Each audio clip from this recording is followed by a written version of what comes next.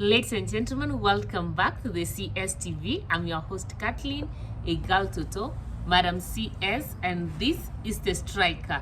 Stay tuned, and I have it raw and trill.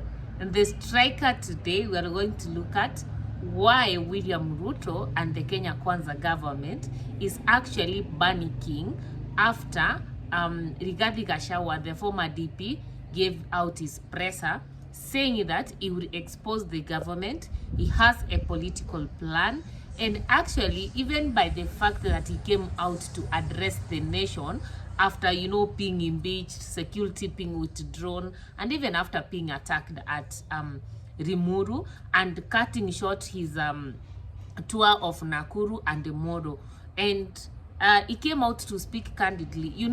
The question is, why is it that actually Ruto and his political allies are kind of in a panic mode? One could wonder, what do I mean that they are in a panic mode?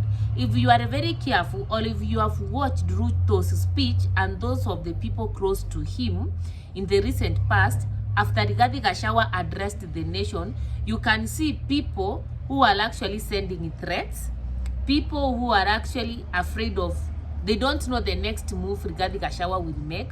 And in today's video, I'm going to take you through the reasons I think Ruto is panicking. And before we dive into this, if you are new to this channel, welcome home, karibu nyumbani. Remember to subscribe, like, share, and comment on our videos. Kindly turn on the notification bell so that the next time we are uploading a video, YouTube will automatically notify you. If you are a returning subscriber, thank you for tuning in. Thank you for your continued support. Kindly remember to like, share, and comment on this video on the next theme that you want us to address. Now, last week, the former deputy president addressed the nation. This came after he was actually attacked by goons in Rimuru in something that he said was an attempted assassination by the Kenya Kwanza government. And he took it candidly actually to say the reasons as to why they differed or they fell out with his former post, that is President Ruto. But nonetheless, political analysts and people had already said that the marriage or the relationship between Ruto and Gachagua was not going to last forever, because these people had two different ideologies. They didn't seem to meet anywhere ideologically. Nonetheless, Rigathi Gachagua did tell us why they fell out. He spoke about Andani, he spoke about the housing levy, the taxations, they had the finance bill, the abductions, the police brutality, etc. But one thing that was very significant from Rigathi Gachagua's address was actually when he said he would expose President Ruto and the Kenya Kwanza government at the right time. And while doing his tours in Mombasa and in Taita Taveta, we have seen even President Ruto now telling the people of Taveta that two people are giving him stress. The first person is Kalonzo Musyoka, of course, because of the pressures he's making around opposing every move of the government. And the second person is Rigathi Gachagua. So, from where I stand, these are the reasons why I think actually Ruto and his groups, his political troops have panicked. The likes of Joho, the likes of Juneti Muhammad. So even they are saying we should not write in the internet. You understand? We should not talk in the internet. They are in panic mode because they don't know the impact of what Rigathi Gachagua is going to say or to tell the people. Why they are panicking? Number one, the 2022 general elections were the highly contested general elections in Kenya, just like the 2017, the 20, and the 2013. And the Azimio coalition feels actually that Ruto rigged elections in his favor. And remember, Rigathi Gachagua was part of the Kenya Kwanza government at that particular time. He was part of the Kenya Kwanza coalition at that particular time. And if it is true, these elections were rigged, then Rigathi Gachagua knows what happened, how it happened, and when it happened. So, if truly these elections were rigged in favor of Ruto, then Rigathi Gachagua says that he's going to expose Ruto's things and secrets as time goes by or at the right time, there could be a probability that Ruto is panicking because he knows Rigathi Gachagua knows what they did in 2002. And if he's going actually to talk about this one is likely to do what? To taint his name and also throw him under the bus. And this cycles of the 2022 general election is likely to affect Ruto's 2027 political position and political victory. Because if maybe was planning to use the same tricks he used in 2022, and then now they are falling out with Rigathi Gachagua, his popularity has gone down not only in the mountain but also with the church, like almost all over the country, then Ruto is a worried man. And this could explain why is in this panic mode. Number 2, it's because Rigathi Gachagua knows all the deals in the Kenya Kwanza government. Remember, he was chairing some of the cabinet meetings and he has access to some of the most critical infrastructures and critical information, all data sources in the government. So he knows what normally happens there in the Kenya Kwanza government. Any dirty deal that the government has ever engaged in, ever since they came into power, Rigathi Gachagua has it. And that's why we say, I could not be forced to support Adani because he knew what was Adani. Maybe Rigathi Gachagua knows what Adani exactly is, you know. And from where I stand, even this maize, the subsidy fertilizers, etc., I think Rigathi Gachagua has a lot of information that Kenyans could want to hear.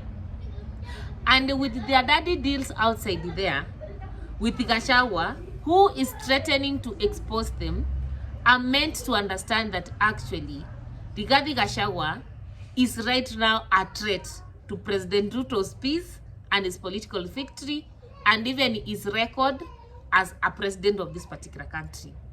Ruto does not know whether actually Rigathi Gachagua is going to tell people about the dirty deals maybe that have been going on in the Kenya Kwanza government. What is he going to say and what is going to do what? To leave out. So that is my reason number 2, the dirty deals in the government. Number 3, actually, it has to do with the statement that Rigathi Gachagua said about the possible formation of a coalition between him, Eugene Wamalwa, and Kalonzo Musyoka. He was asked whether actually he can think of any political arrangement with the two. And he was very categorical. Kalonzo Musyoka and Eugene Wamalwa are great leaders.